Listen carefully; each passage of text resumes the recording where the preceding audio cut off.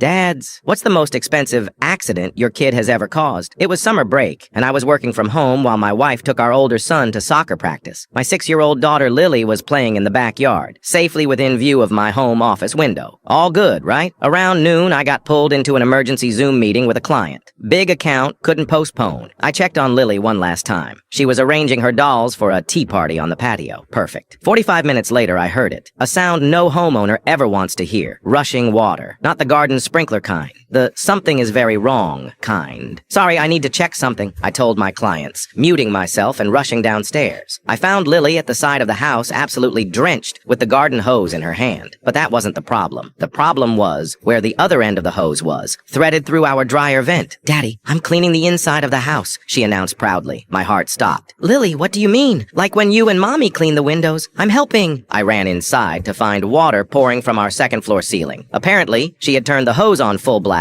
pushed it through the dryer vent, and let it run for who knows how long. Water was cascading down the walls, pooling on our hardwood floors, soaking into everything. Our living room furniture, the kitchen cabinets, the brand new entertainment system we'd just installed, all being showered in water that was now finding its way into every nook and cranny of our home. I sprinted back outside, turned off the water, and called my wife. Don't panic, I said, which is exactly what you say when someone should absolutely panic. But we might have a small flood situation. The damage assessment was brutal. The water had seeped between the first and second floors, saturating drywall, insulation, and electrical wiring. It pooled under our hardwood flooring, causing it to buckle and warp beyond repair. The ceiling in our living room developed a sag that eventually gave way, dumping soggy insulation onto our couch. Our insurance adjuster just stared in disbelief. You're telling me your daughter did this with a garden hose? He asked, surveying the devastation. She was trying to help clean, I explained weakly. The final tally, $47,000 in damages. Our insurance covered most of it, but we still had a $5,000